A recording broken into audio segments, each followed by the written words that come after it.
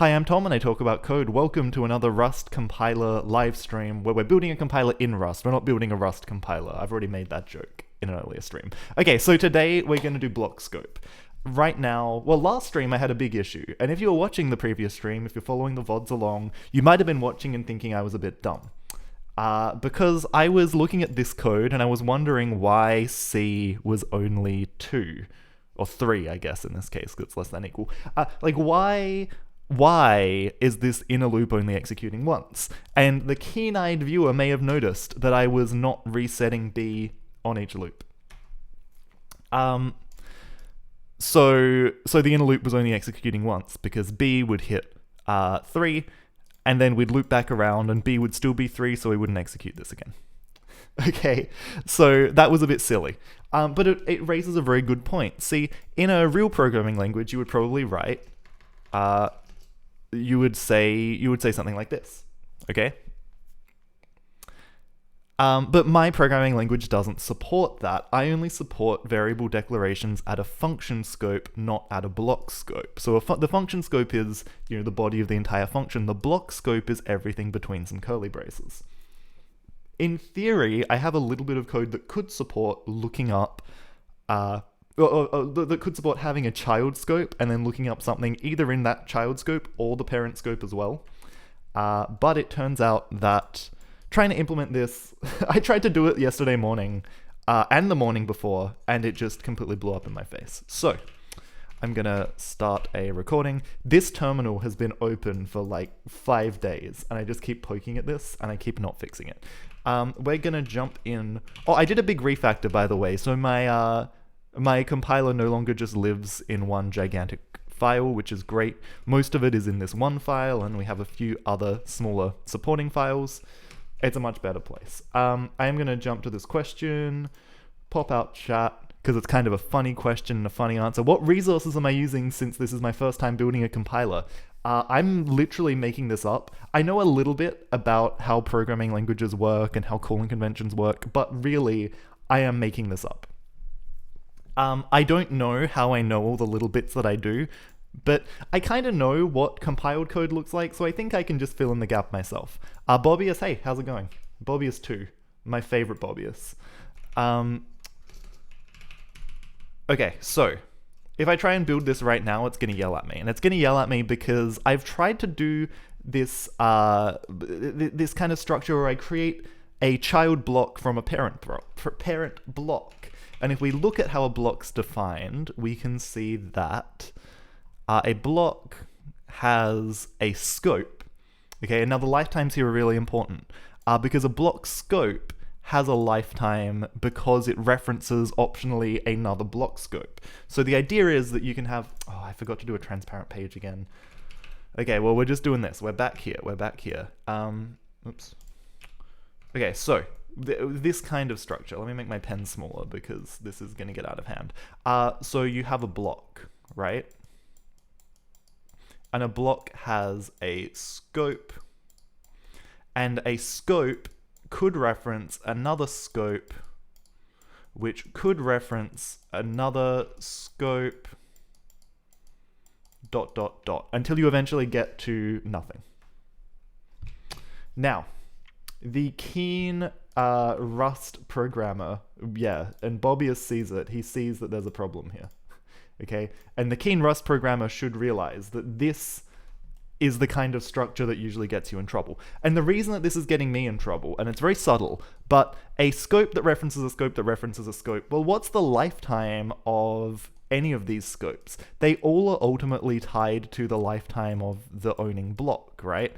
Because the block, and block is the wrong word here. This is actually a function. A function, and functions contain a block scope. Names are hard. Names are like the heart. Is that a Don Knuth quote? Names? Or is that Dennis Ritchie? I can never remember who said that. But so the block has to live, well, every scope has to live for as long as the block, because ultimately one of these scopes is the parent scope. The parent scope is tied to the lifetime of the whole block. And so all derivative scopes must have that same lifetime because they reference the thing. And you can't have... Wait, actually, that's not right though, is it? Because... See, This is where it starts to get hard, because I feel like there's a solution here. See, because the fact that the block references the scope might actually be the problem. What we could have here is, let's call it a function block. Okay, now from this, maybe we can get a scope, and then maybe this scope has a child scope. And this has to reference this, but then they don't have to have the same lifetime, as long as it isn't also referenced by the function block, right? That's where this, like, if this is lifetime A, if function block has lifetime A, and it references a scope, it's also going to have to reference that scope with lifetime A, I think. Because that's the only, like, what are we going to put here? Like, we can't just put a B. Wait. Is it this? Do I need to do this? Do I need to add do the reference and the scope have different lifetimes? You could keep every scope in a vector instead of directly referring to a scope. You could store its index. This is an option. There's also another option.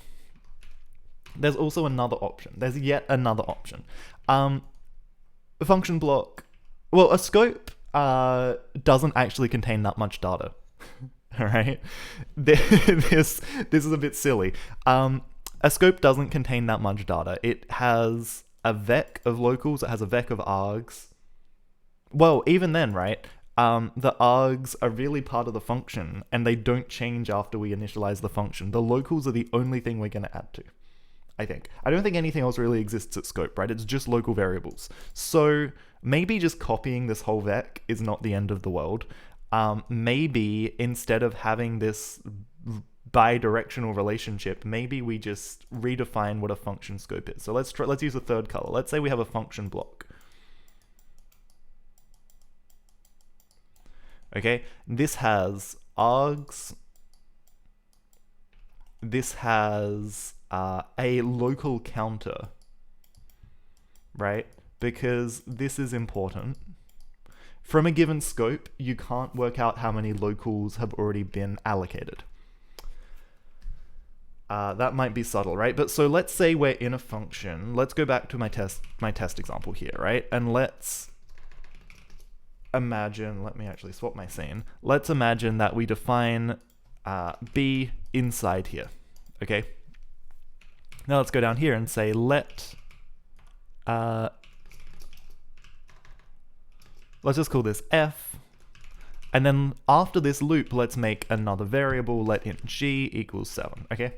So in this situation, you see right, we have a kind of owning scope. Maybe I should draw on this. Let me do something. Let me do something clever. Let me do something really clever. Okay, let's get my home directory off of the stream because I don't know what's in here. Oops. All right. But no, Bobius, that's a valid answer. I wouldn't call it a cop-out. I wouldn't call it not a cop-out, but I wouldn't call it a cop-out. Let's just annotate this real quick, okay? So this is a scope, yeah? And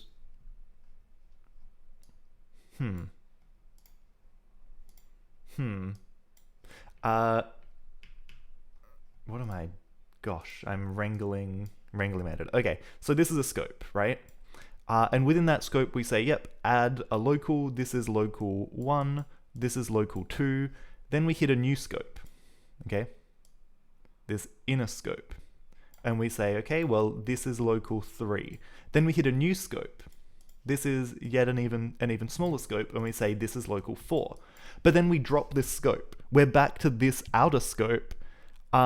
And if we're naive, we will also try and say that this is local 4, right? If we just count based on the current scope. So we need to have some kind of function level counter, right? The number of locals relates to the function, even if some of those locals belong to a smaller scope.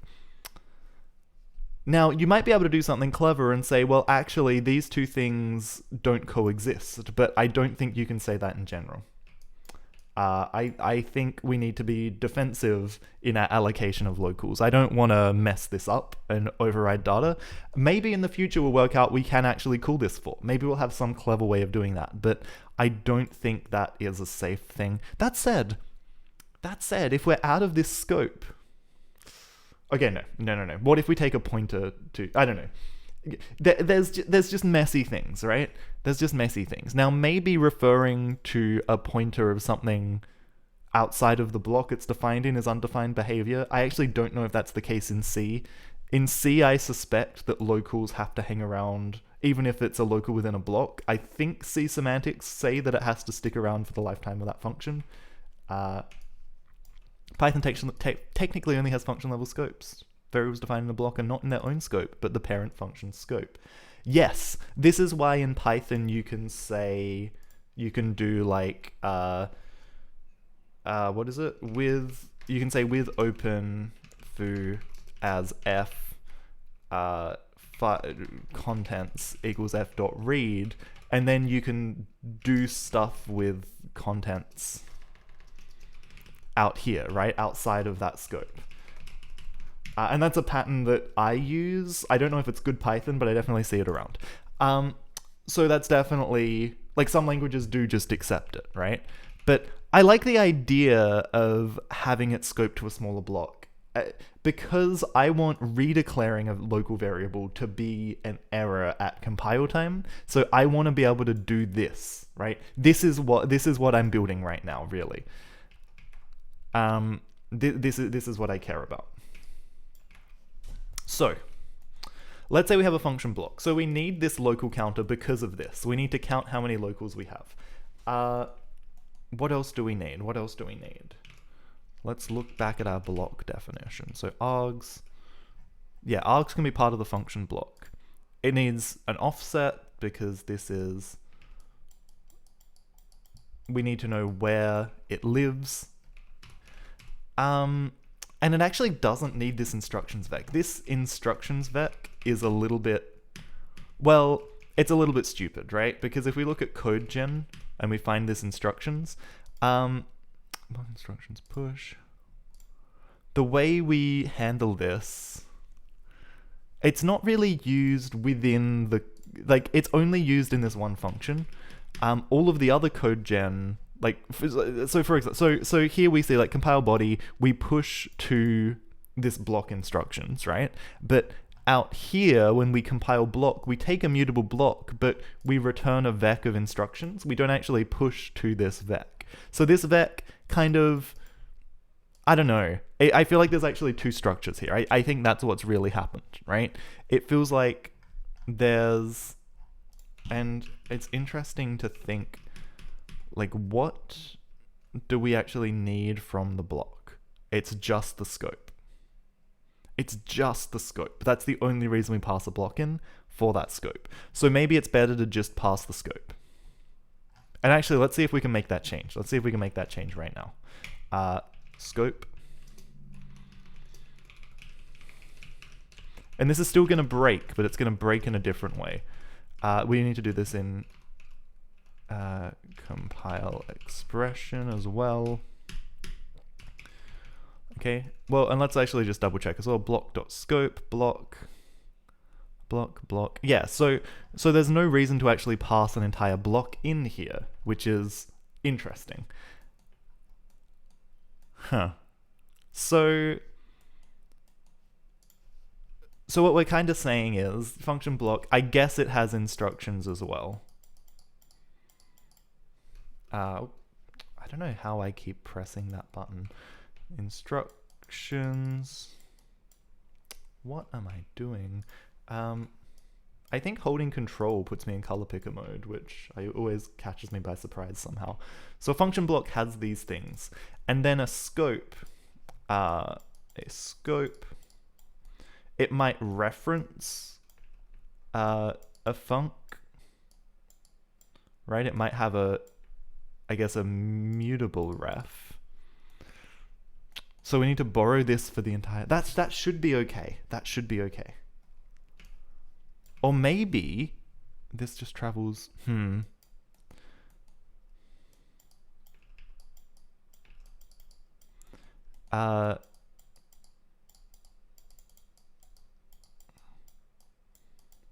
So maybe a scope is just this. And then if we need to make a child scope, we could do a dumb copy. We could do a really dumb copy and then concat or append. Except not, because it only goes one way. So we just do a dumb copy.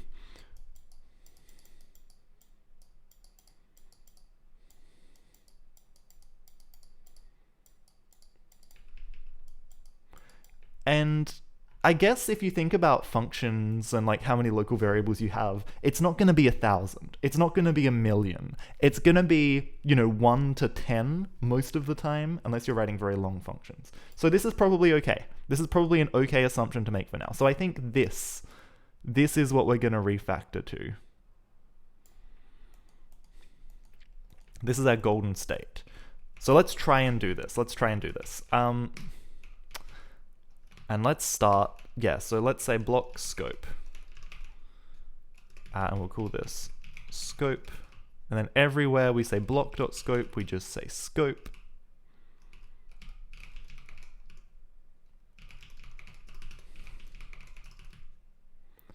Double function definition. Now this, we're allowed to have blocks here.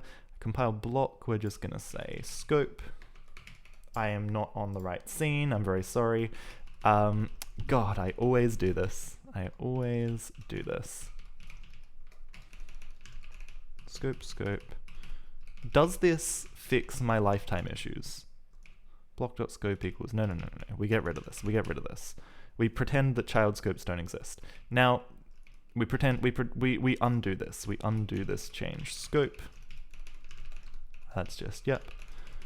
No. So child scopes, they no longer exist for right now. We're gonna just do this part of the refactor first and then think about everything else. Scope.get. Now, scopes no longer explicitly have args, but that's okay. This we need to deal with, so because this has a mutable reference, is that okay? But I guess we can't, I guess we can't copy. Hold on, there's a problem here. If this is a mutable reference, we can't copy it. We can't copy a mutable reference. You can't copy a mutable reference.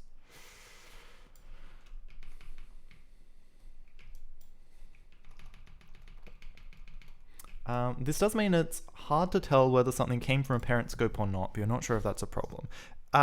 It isn't, right? Because you can't redeclare a variable inside a function. If you have a variable called foo, wait, no, maybe you can. Hold on. What am I trying to say? I'm trying to say if you have a variable called foo, if you redeclare it in another scope, that overrides the parent scope. That's what I'm trying to say.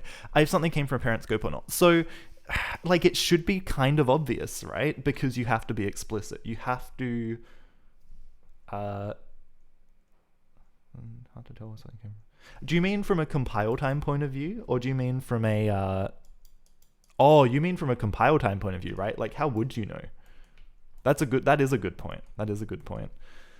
So not only does this not work, it may be harder to generate good errors. Or it may not give the same errors.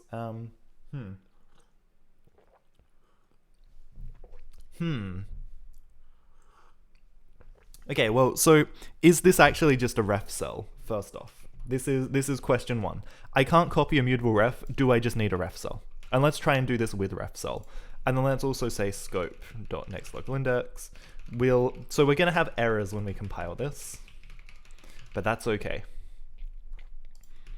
Scope.get, scope.nextLocalIndex, scope.defineLocal. Let's do this the stupid way first, and then we'll refine it. I feel sorry for that poor guy who asked what guide I'm following for building a compiler, because I've never done it before. Because they're probably like they're probably realizing that I don't know what I'm doing. That indeed I am not following a guide, that I'm winging it. Okay, so I need to go back to block and I need to look at block scope. So a block no longer owns a scope now references a block. This is an important distinction. Local counter, args are also going to go here. args are also going to go here. And args are a vec of string, where this is just their name. Okay, now a block scope is going to have it's going to have a parent func, which is going to be a ref cell block. And actually, this no longer needs a lifetime either, which is kind of cool. Can I do this? Can I make it just make a ref cell from? Yeah, this should be okay, right? Because it's. I think this is okay. Areko's still here. Thanks for sticking around through all of the pain.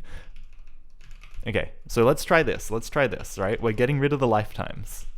When in doubt, just copy and get rid of lifetimes. I told someone this at a Rust meetup the other day that this was my approach, and they were fucking horrified. They didn't know what to make of me.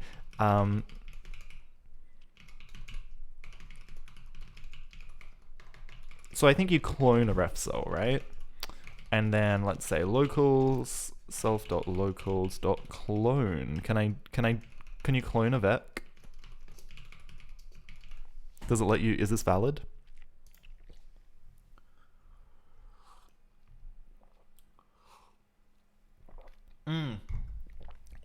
We have to move the vec to copy it.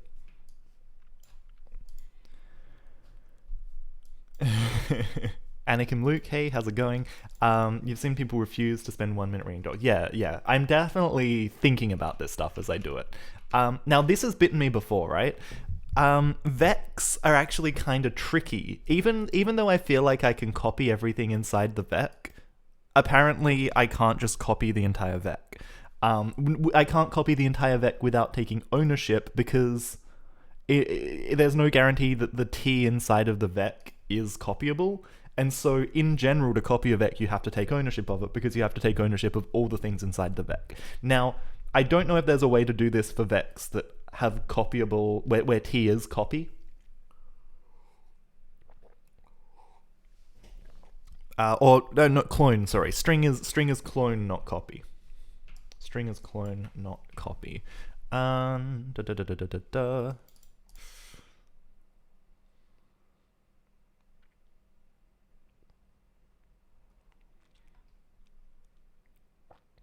Vector clone. Maybe that is fine. Let's just try vector clone. Maybe I just said all of that for nothing. Maybe that is right.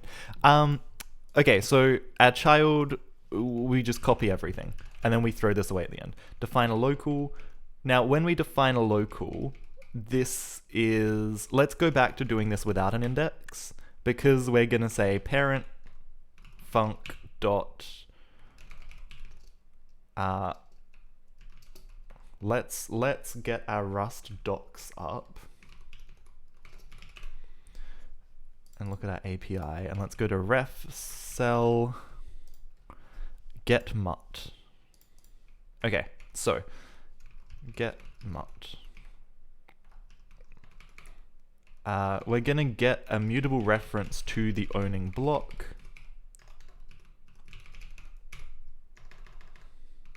We're gonna say function block dot next local index. And it's actually, we're just gonna do this. So we define the local whose index is the next index from this function block, and then when this goes out of scope, it's all good. It just drops. We're gonna have to do the same thing here. We're gonna say let function block, this is now a mutable ref, and we say function block args push. And actually, there's no reason to do this in a scope, right? We're never gonna define an arg outside of the first point that we define a function. Args don't change. Dango Zud, thank you very much for the follow. Welcome. Welcome to this Rust compiler nightmare. Okay, now, get arg, however, we are gonna have to get we want just normal get, right? We want borrow. Wait, do I want get mud or do I want borrow?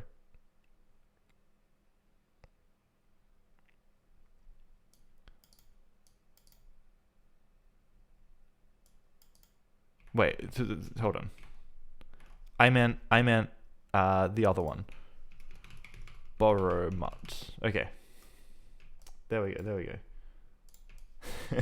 Args don't change. Maybe I'm like on the cusp of finding some really weird niche new compiler paradigm, but I'm not gonna pull that thread. I refuse to pull that thread. Okay, so we're gonna borrow the function block, and now we're gonna say function block args iterate. If we find the arg name by name, return it. Excellent. Now get is going to be the same kind of thing. Function block is going to nicely go out of scope at the end of this function. Therefore, we're going to release our grasp on the ref cell and allow it to be mutably borrowed next time. And I have to have ref cell here because I can't clone a mutable ref. That's why a mutable reference. That's why I've got to have this indirection. Get now is gonna work. Soft.getArg. Yes, beautiful. Okay, this is good. This is a good thing that I'm doing. Register labels, next local. Define arg is now part of block.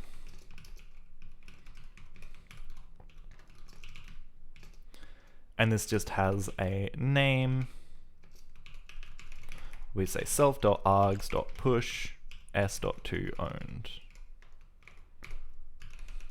Okay, now we're cooking. So I need to go back to CodeGen, define arg. Now we just say block.define arg. It's only used in one place. That's really, really easy. And let's build and see what ungodly collection of errors is going to appear here. Okay, so block no longer needs a lifetime. The impl block no longer needs a lifetime. We're simplifying, and this feels good. I feel like I'm using the tools that Rust gives me to... Okay, this is a little bit problematic now. This is a little bit tricky. Let's just call this... Let's not even call this. Let's go back up to block scope, and let's say pub fn new. We're going to take in a parent block, reference to a block. Does this move the block? Wait, a reference, a mutable. How do we build a ref cell? New t makes it a t. Do we need to put the block in a ref cell before this? I think we do.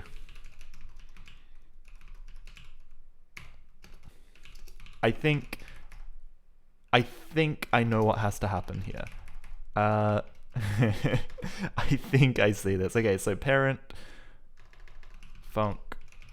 Let's call this parent func. Then we don't have to do a colon. And then locals is vec new. And now we're going to run into this next ownership snafu. Okay, so when we need to pass in, when we call compile block, this now expects a ref cell. And that's okay. So we're gonna take this out of this weird little sub scope that I had.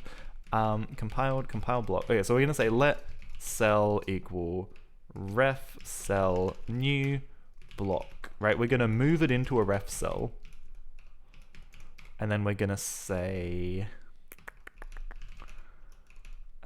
this gets a scope. This just is a block scope new, which takes in the cell. Okay. This is good. Then we want to go block. We want to move back into the block if we can. So maybe this needs a new scope. Right? We want to say let block equals cell dot take. right? Does this make sense? Does this structure make sense? So we put it into a ref cell, and then we need to take it back out of the cell, but I still want to call it block because I don't want to call it like block after or something. So we need to move it back to a variable with the same name, which we do in a nested scope because we just can. I think this works. This is kind of cool. So now compile block actually just takes ownership of a scope. And I think this makes even more sense than what I was doing before. Because I think, so compile body, where's compile expression? This should take a mutable ref to a block scope. That's fine. But compile block, I think, actually just takes an entire block scope. So now when we call compile block, so every time we call compile expression, there's now needs to be a mutable reference to our scope, which is fine. I think this is fine. That we're fighting the two demons over the Rust borrow checker, right? The first one was references, I guess, bidirectional references, bidirectional recursive references. But then the second one is also a for loop, because the fact that we mutably borrow this, I don't know. This should be okay. Back when this had stupid lifetime stuff, and why does context have a lifetime? Context has a lifetime because block had a lifetime, but block no longer has a lifetime, so context no longer needs a lifetime. So that's good. That's good. This no longer needs a lifetime. I was in this situation where borrowing, because of my lifetime guarantees, some of my functions were creating a borrow that lasted for the scope of a function, but we're inside a for loop, so the second time round in the loop, that doesn't fly. Because, you know, the second time round in the loop, it's still borrowed from the first time round in the loop, and the third time round in the loop, it's still borrowed from the second time round in the loop. So you can have a situation where the borrow checker complains that something's being used, but like a borrow from later in the function is impacting something earlier in the function, which is a very confusing error message. I will save us all from having to witness that. Okay, so let's say let child scope. This needs to be mutable. Let a mutable child scope. And actually, I think we need to say that this is mutable as well. Let a mutable child scope equals scope.child. I think that's what I called it. Can't remember. What do I have? Test.code has unsaved changes. Okay, block scope child. Yes, beautiful. And then we do this. We say child scope, and we move it. And this function, this just eats this scope right up. We never care about this scope again. Okay?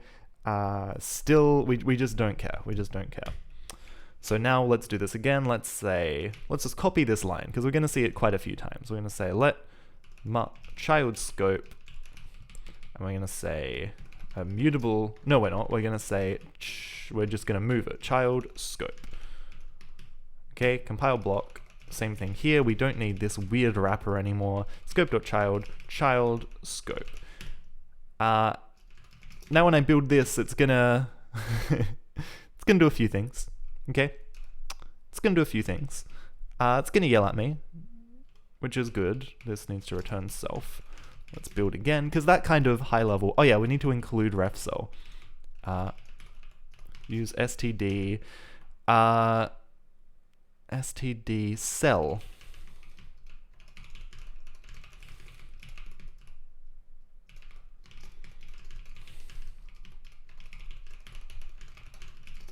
Okay, let's see what's happening. Context. Ah, yes. Beautiful, beautiful. I can get rid of all this frickin' lifetime soup that I added. It makes me so happy. This is so much easier. This is gone.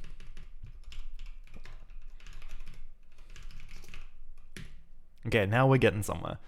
Expected a mutable reference. Yep, so now we're just going to have to do this for all of our compile expressions.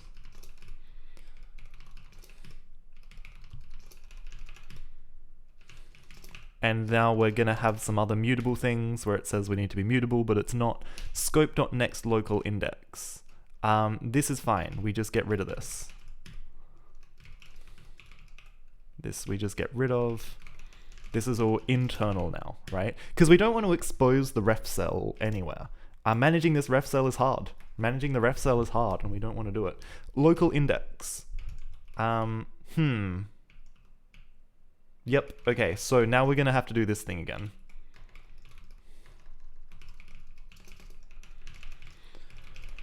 When we define a local, we kind of need to know where that goes. We kind of need to know. So this can give us back, I guess, a usize, even though that's not really what we want. Now we're gonna have to say let index equal fn block next local index.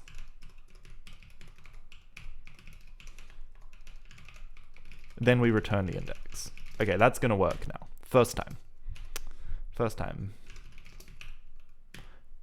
Does not need, oh yeah, the variable doesn't need to be mutable.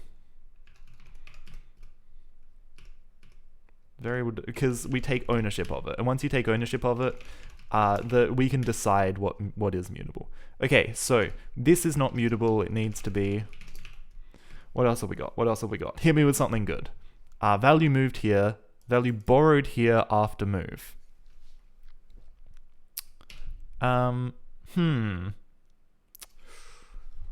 Borrowed here after move. Moved here. Moved here.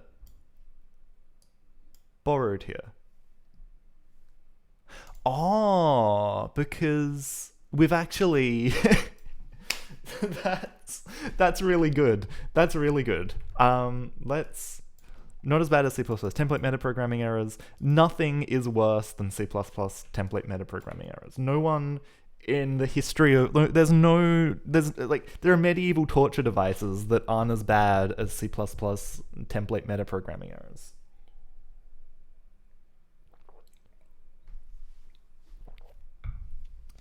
Okay, so we're trying to this is miserable. Okay. I'm gonna draw a picture of this because it's really funny. I don't think it's the most instructive thing I can do right now, but I think it's the funniest thing I can do right now. So, we have a block, right? So step 0, okay? Step 0. We have a block. Step 1, we put the block inside of a ref cell. Step 2, give ownership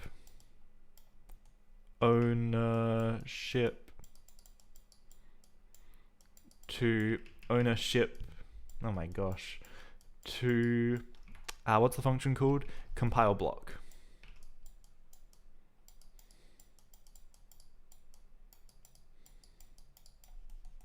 Step 3, try to take the block out of the ref cell.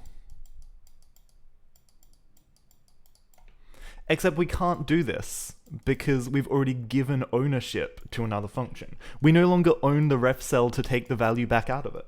It's gone. We can't do this. So, one thing we could do, okay? One thing we could do is insert a step in the middle, right? We could put step 2.5. Give ownership back, right?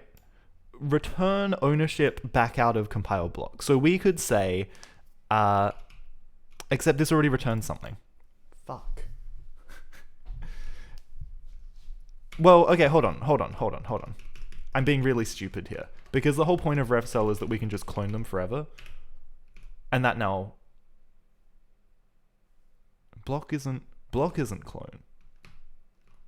Wait, but this is can't we clone a ref cell? Can't we copy? Isn't that the whole point of a ref cell? Am I going crazy? What does clone do? Clone from. It goes back a ref cell. Where T is clone. I thought the whole point of this was that we could. was that we could clone, was that we could make copies of the ref cell. Am I misunderstanding something? Do I need to have a frickin'... do I need an RC wrapping a ref cell? Oh my god, I need an RC wrapping a ref cell. Maybe? Because this then also won't work, right?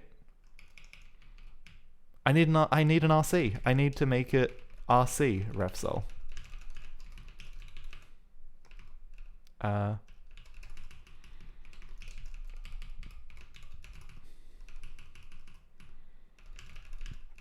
I need to make it an RC. This is this is like the Rust equivalent of the JavaScript triangle of doom. Okay, let's go back. RefCell says clone panics if the value is currently mutually borrowed. Yeah, but RefCell clone is trying to clone the underlying value. RefCell clone relies on the thing inside the RefCell being clonable. If it's mutually borrowed, of course you can't clone it. That just seems really silly. That just seems really, really silly. Okay, so we're gonna make a new RefCell, which is wrapped in an RC. What else do we need to do?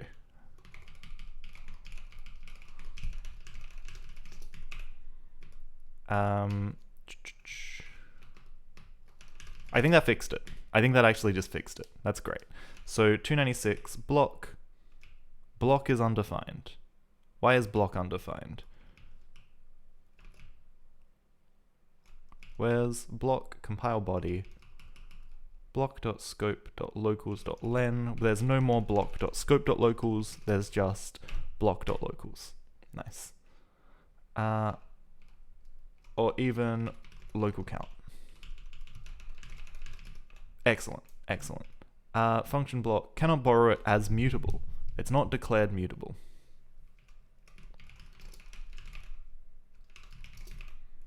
Excellent. And then we just get rid of the part. So this was when it was like a self-referential recursive structure. We could just get rid of this part. We can just get rid of it. And this is going to compile and work, which is fucking insane. If you'll excuse the French. Oh no, hold on. Let's get rid of these stupid extra variables I declined. Okay, let's see if this works. Because it shouldn't. Like, by all means, this should not work. First off, this is now called main for some reason. Oh yeah, I also added, command line arguments, except you have to do it like this. So that you can now choose if you want this annotated output or just the binary. And it looks like this works. So that's kind of cool. Let's try running it. Cargo bin disassemble it, and then, well, let's just check the disassembly works. That looks good. Then copy it. Okay, let me just run my web server real quick. What am I doing? Python.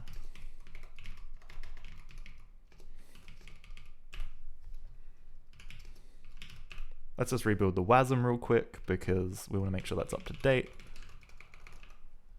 All right. Build. Just run, I guess. And we get 9 in output. I think that's correct. Nice label names. Do you mean this? Like, look. Labels need to have unique names. Like, you can have multiple while loops inside a function, so you've got to have some unique prefix, and I have gone for the garbage approach. I should probably also have the function name in here. That's actually probably a fair point, but yes, they are very fun label names. I could make this less garbage, but I figured, hey, you may as well go all out. Go the full 16 characters, then there's literally 0 chance of overlap. Where did chat go? I lost chat. Here it is. Yeah, but yeah, the label names are fun. Okay, so that's cool. I think that works.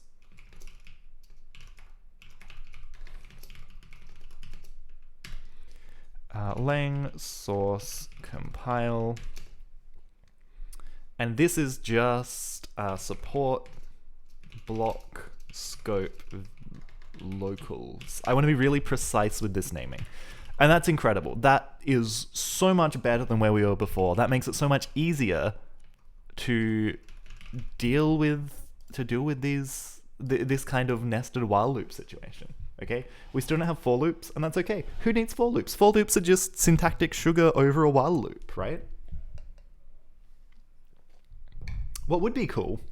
What would be cool is if we could break out of a while loop, right? Or continue.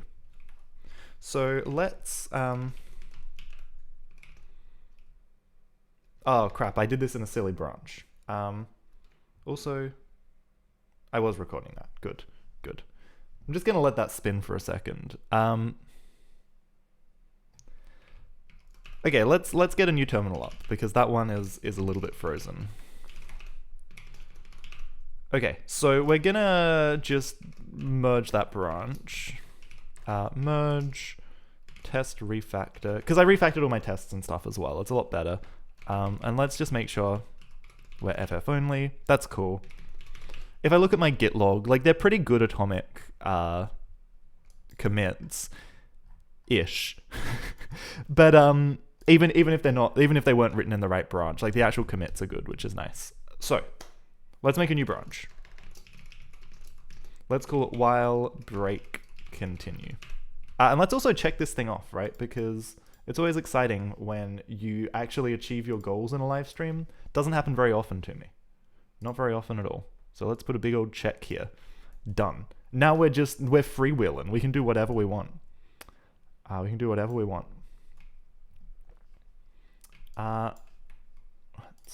Odin decided loops are syntactic sugar over for loops. While loops are syntactic sugar over for loops. Whoa. That's like the other way around. Yeah, that's fun. I mean, and actually that does kind of make sense, I guess.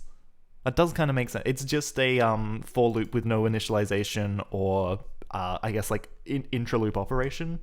Yeah, all for loops can also be expressed in a while loop. You can just pick one or the other. You have to choose one, but you can pick one or the other. Yeah, it's weird, but it works. That does actually make a lot of sense. Maybe I should do that instead. I don't know. It's too late. I've already done while. I've already done it. So we're going to go into our parser. No, we're not. We're going to go into our AST, and where we have a statement, where we have enum statement, we're going to add break and continue. Again, maybe I should do labeled break and continue, or at least support that as an option, like Golang does, so that you can break to a specific loop, like a specific named loop, potentially, or like a specific layer. Like you can break out of two loops. You can break out of, but I feel like that would be a lot of effort, so I'm just gonna go for break and continue. And if you want to do fancy stuff, you gotta shoulder all that yourself. Let's go into language. Let's go into statement, variable declare, statement return statement. Okay, so in these statements, we're now going to do, actually, statement return. See, these are actually almost too simple to make their own function. So we're going to say skip white space, token. These are just fixed, right? Continue. And we're going to have break. These are just the exact words as they appear. No funny business. Return, continue, and break. These seem okay. Skip my space, blah, blah, blah. So now, if I build this, it should work or not. Oh, right, yeah, well, we haven't actually covered them when we display. So that checks out. Self break. We just write the word break. And continue, we just write the word continue. Beautiful. Alright, what else do we need to do? Well, we're gonna have issues. We have this thing again. We need to make this a function annoyingly. Like, you might be looking at this and say, well, what's going on here, right? This skip white space returns an impl function, blah, blah, blah, blah, blah. But there is some magic type issue. So let's say statement, continue, takes an input, stir, and it gives us back a result of stir, AST statement, and a parse error. And this is just this one line. This is it. This is the whole function. We're going to copy and paste this for return.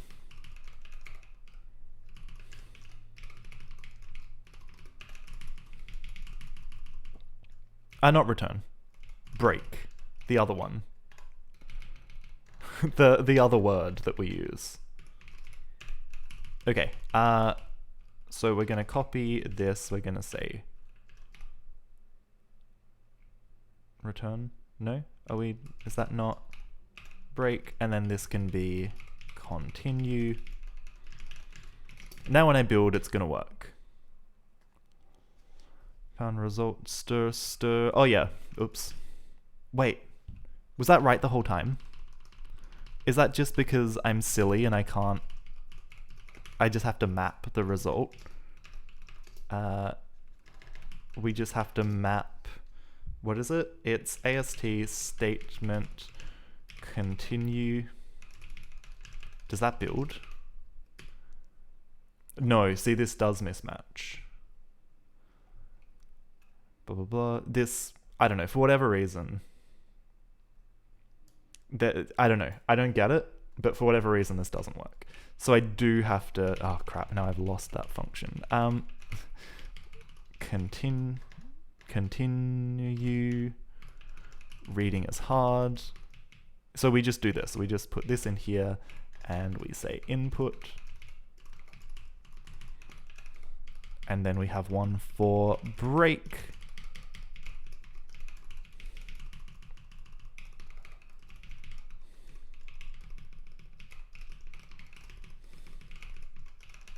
Now this will work. Perfect. Now we're into our next thing, where when we compile them, we need to decide what we're doing. Now. Didn't think about this. How do we know what we're actually breaking out of or continuing in? Well, when we enter a while loop, maybe this is something that can actually be part of the block scope, right? So maybe in our block, oh, excellent catch, Bobius too. Thank you. That makes perfect sense.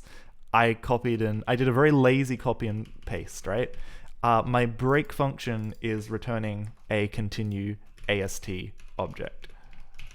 So we need to actually break. That was going to be really hard to troubleshoot. Thank you. Let's look at our block, right? Maybe our block also has a concept of, let's say pub loop label, and this is going to be an option symbol. Ref to a symbol? I think just a symbol. I think just a symbol is okay. We'll copy, we'll clone, we'll indiscriminately clone. Okay, so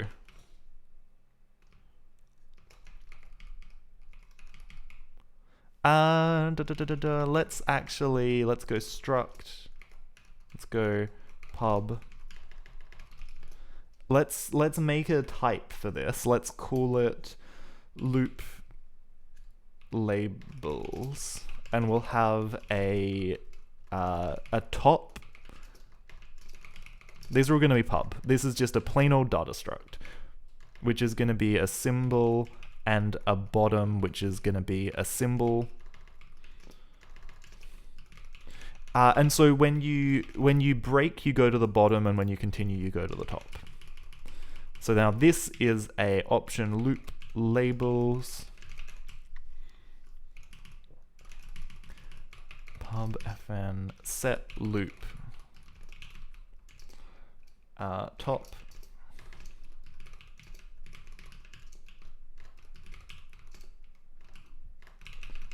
Okay. Actually, yeah, thank you so much. Maybe we should child in loop. Does that make more sense? Let's make rather than having this mutation function, let's do something more more rusty, more immutable, more explicit. Top symbol, bottom symbol, and we'll say, is block scope default? It is default, so we can say dot dot self default.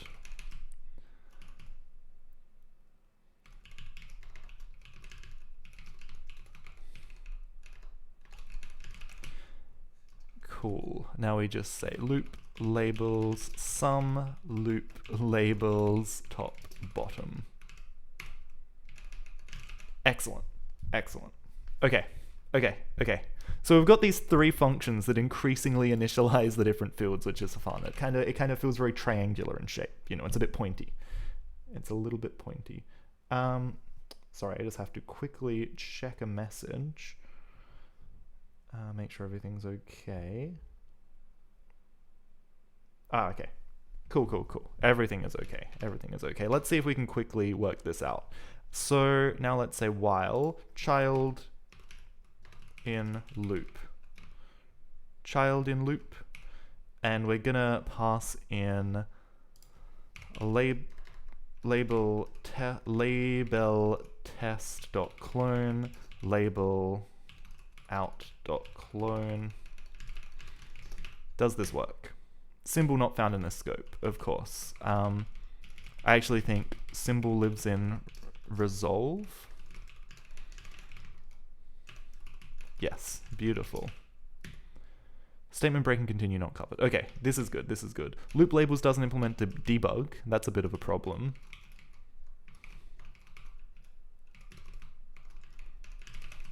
Also, we can get rid of this.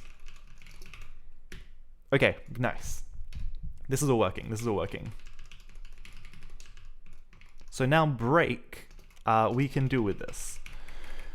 Break, all break does is say if scope dot, actually maybe let's say scope dot map, no? If let some,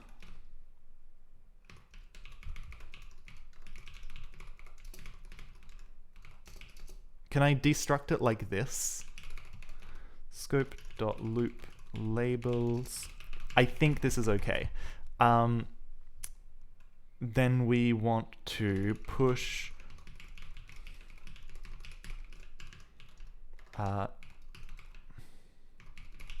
we want to set the program counter to the bottom.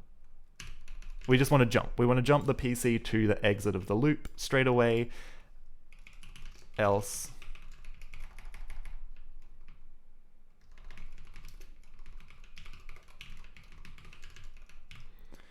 now we might need a new error variant for this. Unknown symbol, break not in loop and continue not in loop. We're going to be very what's the word for this?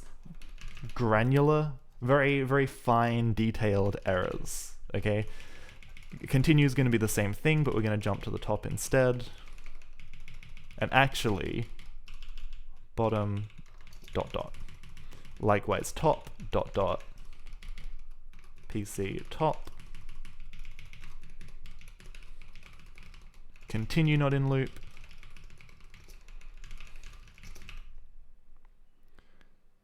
Now loop labels, we need to import. Loop labels comes from block. Value moved here, we need to ref it, I guess. Is that okay? Bottom symbol found symbol, so we can dot clone. Again, we're doing some quite gratuitous cloning, but that is okay. And now that builds. Holy crap. Okay, it's happening. I'm gonna test this out real quick, and then I'm gonna have to go for the day, unfortunately. Let's say break. And let's just see what happens when we build this.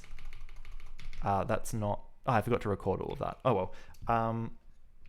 We're gonna cargo run except this is now called main for a silly reason that's hard to explain.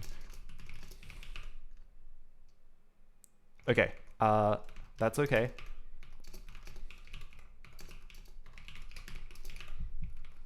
We're gonna edit this, we're gonna paste my program in, we're gonna build it, and if I run, we get something that might...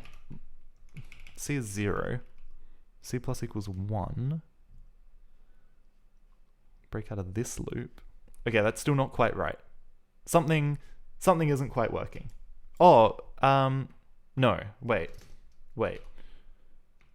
Block, code gen, child scope, child in loop. Okay, it's not quite working. But this is gonna have to be a journey for another day. Let's quickly throw a raid over to someone. If anyone has any raid recommendations, I'm always happy to take them, to find some cool people to send things on to. Who are we gonna raid? But yeah, unfortunately, I would love to work this out right now, but I've got to go in and get started on my day because it's 1 p.m. and I haven't done much yet. Got some jobs to apply for. Liquid sky, current concurrency, cobalt noises, sprite making, modeling, solving lambda calculus, Golang. That sounds fun. Let's do that. Spanish, English, let's do it. Let's have a quick look at this. Yeah, lambda calculus. I love it. Bobius, I appreciate you coming and watching, even though you don't watch much Twitch. Let's just see. Let's check out some lambda calculus, Golang. These are two of my favorite things. So it's been a lot of fun. I'm Tom. We got stuff done today, which I love. Thank you very much to everyone tuning in. Thank you to everyone watching on YouTube. The people that are watching these videos all the way through. You're after my own heart. I love it. And I will catch you next time.